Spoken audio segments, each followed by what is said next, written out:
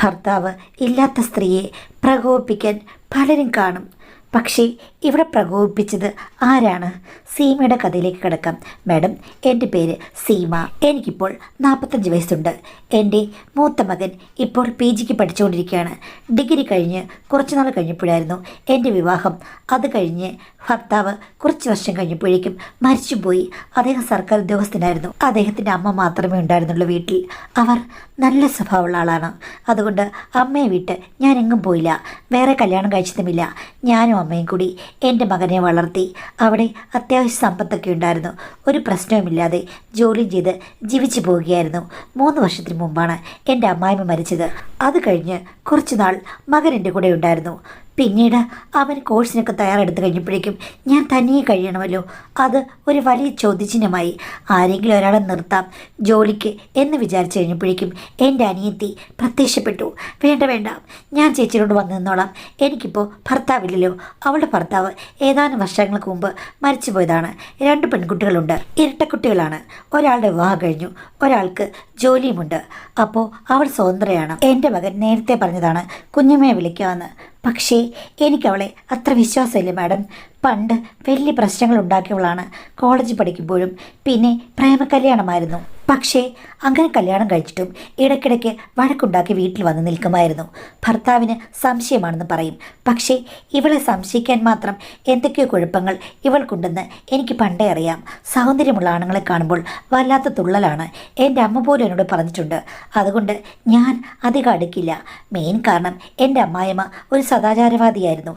എന്നെ ഇഷ്ടമാണെങ്കിലും സസൂക്ഷ്മമായി എൻ്റെ ആക്ടിവിറ്റികൾ നിരീക്ഷിക്കുമായിരുന്നു.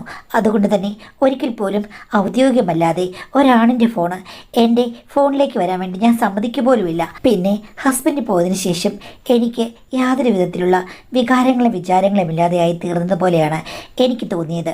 അതുകൊണ്ട് അമ്മായിമ്മയുടെ ഇഷ്ടത്തിനനുസരിച്ച് ജീവിക്കാൻ എനിക്ക് പ്രയാസം ഉണ്ടായിരുന്നില്ല. അവരും ഏകദേശം അങ്ങനെ തന്നെയാണ്. ഭർത്താവ് ഒത്തിരി വർഷം മുമ്പ് മരിച്ചു പോയതാണല്ലോ. സ്ത്രീകൾക്ക് രണ്ടാമതൊരു ബന്ധമുണ്ടാകുന്നത് അമ്മയ്ക്ക് ഇഷ്ടമല്ല. എൻ്റെ അനിയത്തിയുടെ കഥകൾ അമ്മയ്ക്കും അറിയാം. അതുകൊണ്ട് പുച്ഛമായിരുന്നു. അനിയത്തി ഇവിടെ വന്നു കഴിഞ്ഞാൽ താമസിക്കൊന്നുമില്ല, അങ്ങ് പോകുമായിരുന്നു.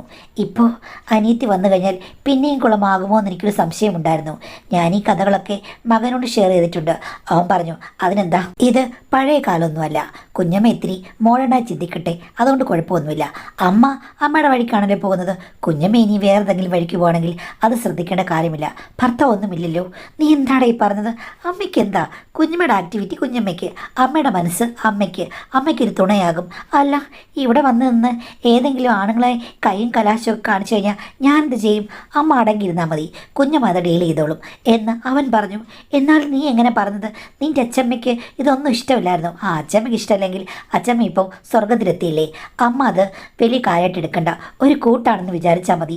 സ്വന്തം അനിയത്തെ പോലെ മാനം ചെയ്യാൻ അമ്മയ്ക്ക് പറ്റില്ലേ എന്ന് പറഞ്ഞ് അവൻ എന്നോട് തുള്ളിച്ചാടി. എൻ്റെ മകൻ വളരെ മോഡേണായി ചിന്തിക്കുന്ന ഒരാളാണ്.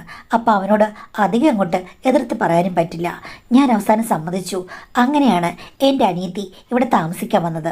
വന്നപ്പോഴേ ഞാൻ അവൾക്കൊരു സദാചാര സ്റ്റഡി ക്ലാസ് കൊടുത്തു. എടി, ഭർത്താവ് ജീവിച്ചിരിക്കുമ്പോൾ തന്നെ നീ വലിയ പ്രശ്നങ്ങളൊക്കെ ഉണ്ടാക്കിയിട്ടുണ്ട്. നിനക്ക് മക്കളുമുണ്ട്. എന്നിട്ട് നീ അടങ്ങി ഒതുങ്ങിയിരുന്നില്ല. നിൻ്റെ ഭർത്താവ് എന്നെ വിളിച്ച് പറയുമായിരുന്നു, ചേച്ചി ഇതേപോലെ ഇവൾക്ക് പല കണക്ഷനുമുണ്ടെന്ന്. ഞാനപ്പോൾ പറയും, നിനക്ക് വെറുതെ തോന്നുകയാണ്, അവൾ ഓപ്പണപ്പായി സംസാരിക്കുന്നുണ്ട്, അങ്ങ് തോന്നുന്നോ മോനെ എന്നൊക്കെ പറഞ്ഞ് എത്ര വട്ടം നിൻ്റെ ഭർത്താവിനെ ഞാൻ സമാധാനിപ്പിച്ചിട്ടുണ്ട്. അയ്യോ ചേച്ചി എന്തിനാ മോനെന്ന് വിളിക്കുന്നത്? ചേച്ചിയുടെ ഇത്ര പ്രായം ഉണ്ടായിരുന്നല്ലോ എൻ്റെ ഭർത്താവിന്. എന്നാലും അവൻ എൻ്റെ അനിയനല്ലേ. ഞാൻ വിളിച്ചാൽ എന്തെങ്കിലും കുഴപ്പമുണ്ടോ? അങ്ങേരി പോയില്ലേ, എനിക്കിപ്പം എന്താ കുഴപ്പം? പക്ഷേ ഇങ്ങനെയൊക്കെ അനിയനോട് ചേച്ചി സംസാരിക്കുമായിരുന്നു. ജീവിച്ചിരുന്നപ്പോൾ എന്നോടൊന്നും പറഞ്ഞിട്ടില്ലല്ലോ. അതൊക്കെ നിന്നോട് അങ്ങനെ പറഞ്ഞത്? നിങ്ങൾ തമ്മിൽ എന്നും വഴക്കല്ലായിരുന്നു? ചേച്ചി ഇങ്ങനെ മൂക്ക് കണ്ണാടി വെച്ച ഹോസ്റ്റൽ വാർഡനെ പോലെ പെരുമാറുകയാണെങ്കിൽ ഞാനിവിടെ നിൽക്കുന്നില്ല. ഒരു സഹായം എന്ന് വെച്ച് വന്നതാണ്. എനിക്ക് വീടും കൂടുമൊക്കെ ഉള്ളതാണ്. പിന്നെ എൻ്റെ പൊന്നുമോൻ പറഞ്ഞതുകൊണ്ട് ഞാനങ്ങ് വന്നതാണെന്ന് പറഞ്ഞു. അവൾക്ക് എന്നേക്കാൾ വാത്സല്യം എൻ്റെ മോനോടാണ്. അവനാണെങ്കിൽ കുഞ്ഞമ്മേ ഇഷ്ടവുമാണ്. മിക്കവാറും അവൻ്റെ കുരുത്തക്കേടിനൊക്കെ ഇവള് സപ്പോർട്ടാണെന്ന് എനിക്കറിയാം. ഇരുവരും മൊബൈലിൽ ഇഷ്ടം പോലെ തവണ സംസാരിക്കുന്നത് ഞാൻ കണ്ടിട്ടുണ്ട്. ഞാനും ഇവളും തമ്മിൽ അത്ര അടുപ്പമില്ലെങ്കിലും അവനെന്തോ പണ്ട് തൊട്ട് ഇവളെ കാണുമ്പോഴേക്കും ഭയങ്കര അറ്റാച്ച്മെൻ്റാണ്. ഞാൻ ഒന്നും മിണ്ടിയില്ല. ഉടനെ തന്നെ അവൾ എൻ്റെ മകനെ വിളിച്ചു. എന്നിട്ട് ഞാനിങ്ങനെയൊക്കെ സദാചാര ക്ലാസ്സുകൾ എടുത്തു എന്ന് പറഞ്ഞു. അത് കേട്ടപ്പോഴേക്കും ചെറുക്കൻ പിന്നെയും കലിതുള്ളി എന്നെ വിളിച്ച് ഓരോന്നൊക്കെ പറഞ്ഞു. അമ്മയ്ക്ക് എന്തിൻ്റെ കേടാണ്? അമ്മ മോഡേണായിട്ട് എന്താ ചിന്തിക്കാത്തത്? എൻ്റെ അച്ഛൻ എന്നോ മരിച്ചു പോയതാണ്. പുള്ളിയെ കണ്ട ഓർമ്മ പോലും എനിക്കില്ല. അമ്മ എന്തിനാണ് ഇങ്ങനെ വെറുതെ നിന്നത്? അച്ഛമ്മ പറഞ്ഞത് കേട്ട് ഇങ്ങനെ നിൽക്കേണ്ട വല്ല കാര്യമുണ്ടോ? ഈ ലോകത്ത് ഇഷ്ടംപോലെ ആണുങ്ങളില്ലേ? ജീവിതം ആസ്വദിക്കാനുള്ളതല്ലേ? വേറൊരാളെ കല്യാണം കഴിക്കാൻ വയ്യായിരുന്നോ എന്നൊക്കെ എന്നോട് അവൻ അപ്പോൾ ചോദിച്ചു. ഷൂ, ഇവൻ്റെ മനസ്സിൽ ഇങ്ങനെയൊക്കെ ഉണ്ടായിരുന്നോ? ഞാൻ പറഞ്ഞു, എന്നിട്ട് നീ വലിയ വിപ്ലവമൊക്കെ പറയുന്നല്ലോ, എന്നിട്ട് ഇന്ന് വരെ എന്നോട് ഈ കാര്യം സംസാരിച്ചിട്ടില്ലല്ലോ. നിൻ്റെ അച്ഛമ്മ ഉള്ളപ്പോൾ ഇതൊക്കെ സംസാരിക്കാൻ നിനക്ക് പേടിയല്ലേ എന്ന് ചോദിച്ചു. അപ്പോൾ അവൻ പറഞ്ഞു, ആ, അച്ഛമ്മ ഉള്ളപ്പം എനിക്ക് പേടിയുണ്ടായിരുന്നു, എന്നാലും ഞാൻ സംസാരിച്ചേനെ. പക്ഷേ നിങ്ങൾ അതിനുള്ള ഒരവസരം തരണ്ടേ? അമ്മേ, ഇതൊക്കെ മനുഷ്യന് സഹജമായ കാര്യങ്ങളാണ്. അതിലിപ്പോൾ ഒരു പ്രശ്നവുമില്ല. വേറൊരാളുടെ ജീവിതം തകർക്കരുത്, അത്രയേ ഉള്ളൂ. ഇനി അമ്മയ്ക്ക് ഇഷ്ടമില്ലെങ്കിൽ അമ്മ അവിടെ കഞ്ഞിയും കറിയും വെച്ച് ജീവിച്ചോളൂ. ഇനി കുഞ്ഞമ്മയ്ക്ക് സോ കോൾഡ് കാമുകന്മാരുണ്ടെങ്കിൽ കുഞ്ഞമ്മ കറങ്ങാൻ പൊക്കോട്ടെ. അമ്മയ്ക്ക് എന്താ, തിരിച്ച് വീട്ടിലേക്ക് അമ്മയ്ക്ക് കൂട്ടിന് വന്നാൽ പോരെ? അടുത്തുള്ള ആണുങ്ങളെയൊക്കെ കുഞ്ഞമ്മ നോക്കി വിളിക്കുന്നാണെങ്കിൽ അമ്മ സമ്മതിക്കേണ്ട വീട്ടിലേക്ക് കൊണ്ടുവരാൻ കുഞ്ഞമ്മ അവരുടെ വീട്ടിലേക്ക് പൊക്കോളും. ഛീ, നീ എന്തൊക്കെ തോന്നിസങ്ങളാണ് പറഞ്ഞത്? അവളെ സപ്പോർട്ട് ചെയ്ത് നീ ഇങ്ങനെയൊക്കെ പറയുമ്പോഴേക്കും അവളുടെ എല്ലാ വിക്രകളും നിനക്ക് അറിയാൻ തോന്നും. ചെക്കൻ വഴിതെറ്റിപ്പോയി. നിന്നെ വിശ്വസിച്ച് എങ്ങനെയാടാ ദൂര സ്ഥലത്ത് നിർത്തുന്നേ എന്ന് ചോദിച്ചു കഴിഞ്ഞപ്പോഴേക്കും അവൻ പറഞ്ഞു, എൻ്റെ കാര്യങ്ങൾ മാനം ചെയ്യാനുള്ള പ്രായം എനിക്കായി. എൻ്റെ തീരുമാനങ്ങൾ എനിക്ക് ആരുടെ അഭിപ്രായം ചോദിച്ചിട്ട് എടുക്കേണ്ട കാര്യമില്ല എന്ന് വെച്ച് വഴിതെറ്റിപ്പോകാൻ എനിക്കൊരു ആഗ്രഹവുമില്ല. ഇത്രയും പ്രായമുള്ള കുഞ്ഞമ്മയ്ക്ക് ജീവിക്കാൻ അറിയില്ലേ? അവരവരുടെ ജീവിതം മാനം ചെയ്തോളും. അമ്മ നല്ലവളായിട്ടിരിക്കണമെങ്കിൽ ആരും അത് അങ്ങനെ അല്ലാതിരിക്കാൻ നിർബന്ധിക്കുന്നില്ല. അമ്മ അമ്മയുടെ കാര്യം നോക്കൂ, ഇതല്ലാതെ വേറെ പോംവഴിയില്ല. അമ്മയും ഞാനും കൂടെ ഉടക്കി പിരിയെന്ന് പറഞ്ഞു. അതൊക്കെ കേട്ടുകഴിഞ്ഞപ്പോൾ ഞാൻ മൗനം പാലിച്ചു. കാര്യം ചെക്കൻ പിണങ്ങിക്കഴിഞ്ഞാൽ പിന്നെ എൻ്റെ ജീവിതത്തിൽ ആരാ ഉള്ളത്? എന്തായാലും എൻ്റെ അനിയത്തി എന്നെപ്പോലെയല്ല. സൗന്ദര്യം നന്നായി കാത്തു സൂക്ഷിക്കുന്നവളാണ്. ഭർത്താവ് മരിച്ചെന്ന് പറഞ്ഞ് എന്നെപ്പോലെ സിമ്പിളായിട്ട് നടക്കുകയില്ല. രാവിലെ ആകുമ്പോഴേക്കും കുളിയും തേവാരവും കഴിയും. നന്നായി ഫുഡൊക്കെ ഉണ്ടാക്കും. അതിൽ നിന്ന് എനിക്കൊരു മുക്തിയായി. വെളുപ്പിനെ എഴുന്നേക്കും, എന്നിട്ട് യോഗ ചെയ്യും, പിന്നെ ഫുഡ് പാചകം ചെയ്യും. അത് കഴിഞ്ഞ ശേഷം ഒരു കുളിയുണ്ട്. കുളി കഴിഞ്ഞിട്ട് അവൾ മോയ്സ്ചറൈസറോ ക്രീമുകളോ ഒക്കെ മുഖത്തിടും. സെൻറ്റോ സ്പ്രേയോ ഒക്കെ ഉണ്ട്, അത് അടിക്കും. ലിപ്സ്റ്റിക് ഇടും. അങ്ങനെ പല കാര്യങ്ങളിലും അതീവ ശ്രദ്ധയാണ്. പിന്നിടയ്ക്കിടയ്ക്ക് വാക്സിനും ചെയ്യുന്നത് കാണാം. ഒരു ബ്യൂട്ടീഷ്യൻ വീട്ടിലുള്ളത് പോലെയായി അവൾ വന്നു കഴിയുമ്പോഴേക്കും. എനിക്കാണെങ്കിൽ ഇതൊന്നും ചെയ്ത് ശീലമില്ല. ഞാൻ ചോദിച്ചു, ആരെ കാണിക്കാനടി ഇതൊക്കെ ചെയ്യുന്നതെന്ന്. അപ്പോൾ എന്നോട് അവൾ പറയുകയാണ്, കാണേണ്ടവർ കണ്ടോളും. ചേച്ചിക്ക് ഇതൊക്കെ കാണുമ്പോഴേക്കും അസൂയുണ്ടെന്ന് എനിക്ക് നന്നായിട്ടറിയാം. അമ്മായിമ്മ പറഞ്ഞത് കേട്ട് വീട്ടിനകത്ത് കുത്തിയിരിക്കുകയായിരുന്നില്ലേ? ഉപയോഗിക്കാതെ കിടക്കുന്ന ആട്ടുകല്ല് കൊണ്ട് എന്ത് ഗുണം? ആട്ടുകൾ എന്ന് പറയുമ്പോഴേക്കും നന്നായി എന്നോ അരയണം. അങ്ങനെയാകുമ്പോൾ മാത്രമേ ജീവിതം നല്ല സ്മൂത്തായിട്ട് പോവുകയുള്ളൂ. ഉപയോഗശൂന്യമായി കഴിഞ്ഞാൽ മനുഷ്യൻ്റെ മനസ്സ് പോലും ക്ലാവ് പിടിക്കും. പിന്നാണോ ചേച്ചി ഇടയ്ക്കിടയ്ക്ക് നോക്കണം ക്ലാവ് ഉണ്ടോയെന്ന് എന്ന് പറഞ്ഞ് അവൾ എന്നെ പരിഹസിച്ച് ചിരിച്ചു. ഇതൊക്കെ കേൾക്കുമ്പോൾ ദേഷ്യം വരും, എന്നാലോ കോമഡിയുമാണ്. ഞാനും അവളും തമ്മിൽ ഇടയ്ക്കിടയ്ക്ക് പൂച്ചകൾ വഴക്കുണ്ടാക്കുന്ന പോലെ വഴക്കുണ്ടാക്കും. പക്ഷേ അവളുടെ നാക്കിന് മുന്നിൽ പിടിച്ചു നിൽക്കാൻ എനിക്ക് പറ്റില്ല. പറയുന്നതൊക്കെ ഹൈ ഡോസ് കാര്യങ്ങളാണ്. സോഷ്യൽ മീഡിയ വഴി ധാരാളം കണക്ഷൻസ് അവൾക്കുണ്ട്. ഒരുങ്ങിക്കിട്ടി രാവിലെ ഒരു സെൽഫി എടുത്ത് ഉടനെ പ്രൊഫൈലിടും. എന്നിട്ട് ചായ കുടിച്ചോ? അപ്പോഴേക്കും കുറേ ആൾക്കാർ കുടിച്ചു, കുടിച്ചില്ല, കുടിപ്പിക്കണോ, കുടിക്കാൻ വരുന്നോ എന്നൊക്കെ ചോദിച്ച് കമൻ്റ് ഇടും. ഉച്ചയാകുമ്പോൾ വേറെ സെൽഫി ഇടും. ഇന്ന് ഉച്ചയ്ക്ക് ചൂട് കൂടുതലാണല്ലേ എന്ന് ചോദിച്ചുകൊണ്ട്.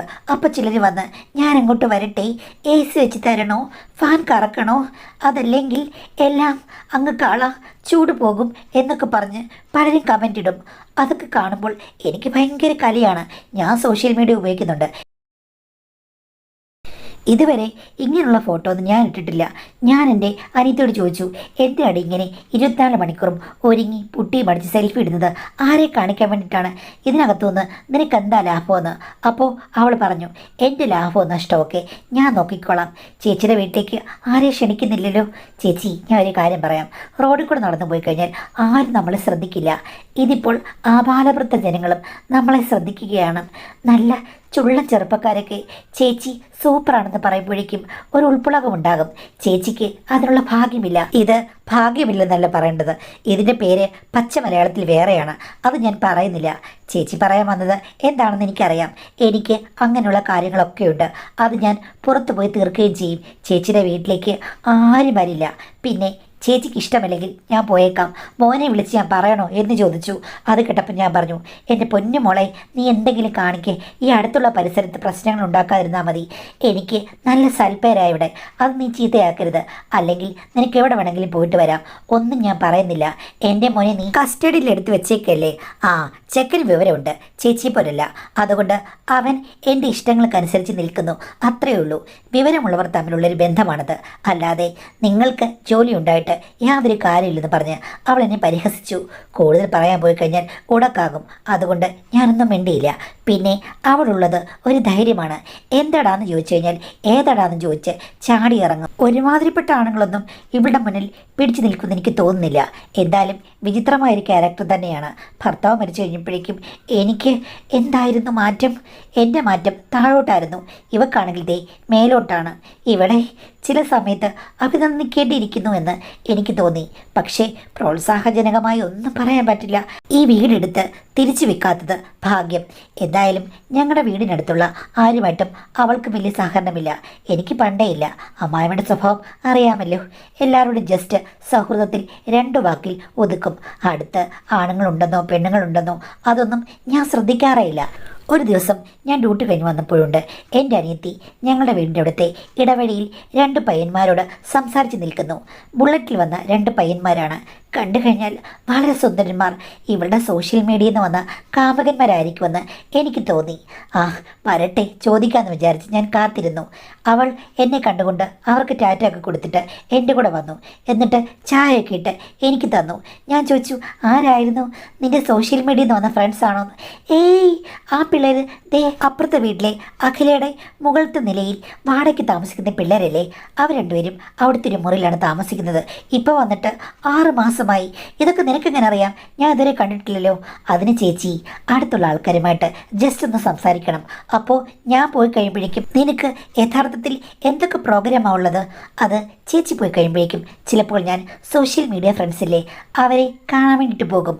അവർക്ക് പ്ലേസ് ഉണ്ടെങ്കിൽ ഞങ്ങൾ ഒന്നിച്ച് അവിടെ കുച്ചിപ്പിടി കളിച്ചിട്ട് ഇങ്ങ് തിരിച്ചു പോരും. അത് എൻ്റെ ഇഷ്ടപ്പെട്ട ആക്ടിവിറ്റീസിൽ ഒന്ന്. പിന്നെ ഇവിടെ അടുത്തുള്ളവരുമായിട്ടൊക്കെ ഞാൻ സംസാരിക്കും. അവിടെ ആരാണ് എന്താണ് എന്നൊക്കെ പറഞ്ഞ്. പിന്നെ അത് മാത്രമല്ല, വഴി കൂടെ ആരെങ്കിലും ഒന്ന് സൗഹൃദമായി ചിരിച്ചു കഴിഞ്ഞാൽ ഞാൻ പരിചയപ്പെടും. ഒരു ദിവസം അഖിലയുമായിട്ട് ഞാൻ സംസാരിച്ചു വന്നപ്പോഴാണ് ഈ പിള്ളേർ ഇറങ്ങി വന്നത്. അപ്പോഴാണ് അവരെ പരിചയപ്പെട്ടത്. അവർക്കെന്നെ വലിയ കാര്യമാണ്, ഞാൻ സുന്ദരിയാണെന്ന് അവർ പറഞ്ഞു. ആ ചെക്കന്മാരുടെ കഷ്ടകാലം. അവർ മിക്കവാറും ഉടനെ തന്നെ മെഡിക്കൽ കോളേജിൽ അഡ്മിറ്റ് ആകും. അതെന്താ മെഡിക്കൽ കോളേജിൽ അഡ്മിറ്റ് ആകുന്നത്? അല്ല, നിൻ്റെ കൂടെ അല്ലേ നടപ്പ്. അപ്പം എന്തെങ്കിലും അസുഖം വരും എന്ന് പറഞ്ഞു. അത് കേട്ടതോടുകൂടി അവൾ അവിടെ കിടന്ന് എന്നെ എന്തൊക്കെയോ പറഞ്ഞു. ഞാൻ ഒന്നും മിണ്ടില്ല പിന്നെ. കാരണം ഞാൻ അത്രയ്ക്കും വലിയൊരു കാര്യമാണല്ലോ പറഞ്ഞത്. എങ്കിലും അവളുടെ അലയും വിളിയൊക്കെ ഞാൻ ആസ്വദിച്ചു. കുറച്ച് കഴിയുമ്പോൾ അടങ്ങുമെന്ന് എനിക്കറിയാം. ചെമ്മീൻ തുള്ളിയാൽ മുട്ടോളം, അത്രയേ ഉള്ളൂ. 1 മണിക്കൂർ കഴിഞ്ഞപ്പം എന്നോട് എക്സ്പ്ലനേഷനും കൊണ്ടുവന്നു. ഇങ്ങനൊന്നും പറയരുത്, ഞാൻ സൂക്ഷിച്ചും കൊണ്ടാണ് പോകുന്നത്. ഇന്നും ഇന്നലെ ഞാൻ തുടങ്ങിയതല്ല, എനിക്കങ്ങനെ പ്രശ്നങ്ങളൊന്നും ഉണ്ടാകില്ല എന്ന് പറഞ്ഞു. ആ കോൺഫിഡൻസ് കൊള്ളാം. എനിക്ക് പിന്നെ ഇതിനെക്കുറിച്ച് ഗവേഷണമൊന്നും നടത്തി അറിവില്ലല്ലോ.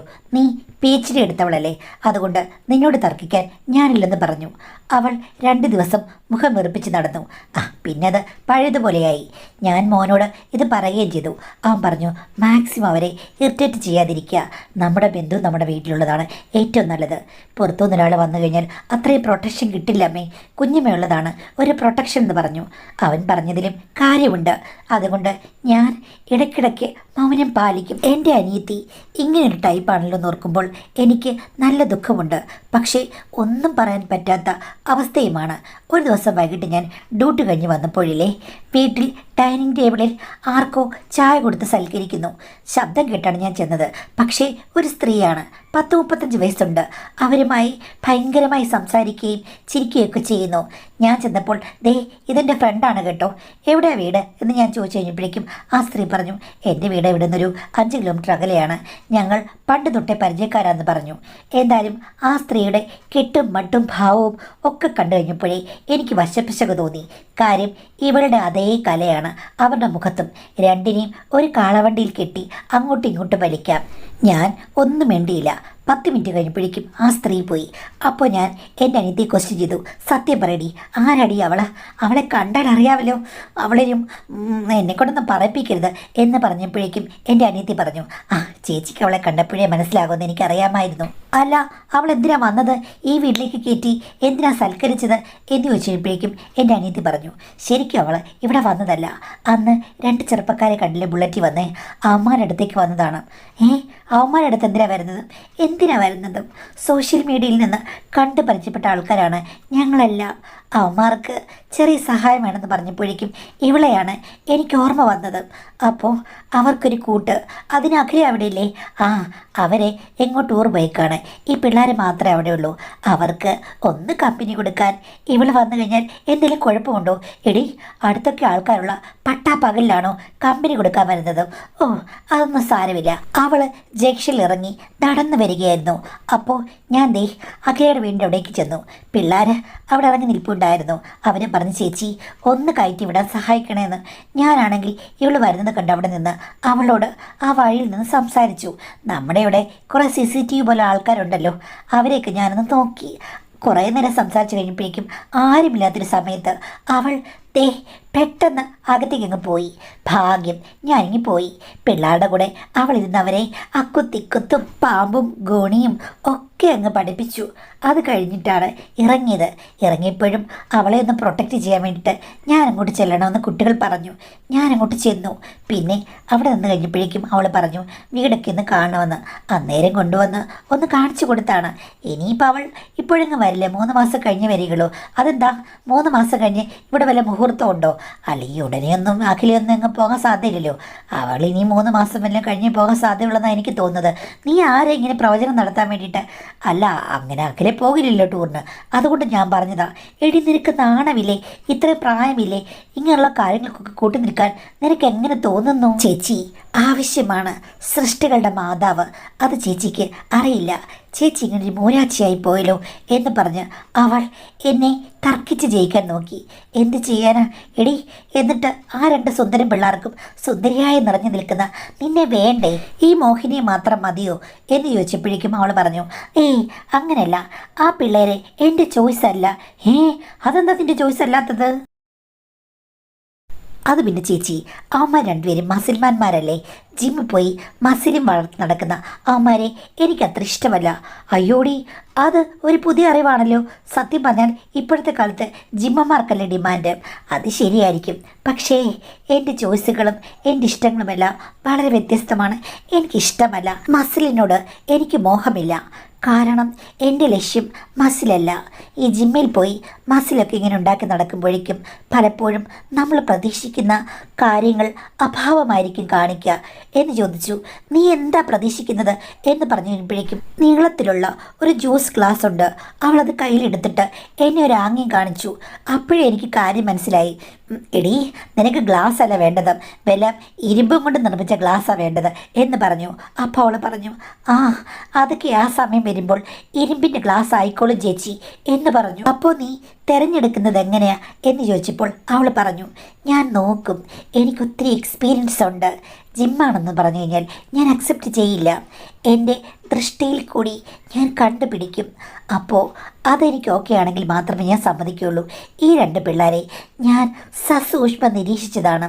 ഞാനൊന്നും കണ്ടില്ല, ചെറിയൊരു പൊട്ടുപോലെ മാത്രം എന്ന് പറഞ്ഞു. അവളിങ്ങനെ പച്ചയ്ക്ക് പറഞ്ഞത് കേട്ട് എനിക്ക് അയ്യം തോന്നി. പക്ഷേ കുറേ നാളായി കഴിഞ്ഞപ്പോഴില്ലേ മാഡം, ഇതൊക്കെ കേൾക്കാൻ എനിക്ക് നല്ല ഇൻട്രസ്റ്റ് വന്നു. അവളെ കുറ്റം പറയാനാണെങ്കിലും അവൾ പറയുന്ന കഥകളും വർണ്ണനകളും ഒക്കെ എനിക്ക് കേൾക്കണം. കേൾക്കുമ്പോൾ എന്തോ ഒരു വല്ലാത്ത ഫീലിങ്സ്, എവിടെയോ എന്തോ ഒരു തളിരും കുളിരും ഒന്നും പറയാൻ പറ്റുന്നില്ല. കേൾക്കാൻ വേണ്ടി ഞാൻ പിന്നെയും ചോദിച്ചു, അല്ല എന്നിട്ട് നിന്റെ കൂട്ടുകാർക്ക് പ്രശ്നമൊന്നുമില്ലയോ? അവളുടെ നോട്ടെന്ന് പറഞ്ഞു കഴിഞ്ഞാൽ ജിമ്മന്മാരെയാണ്.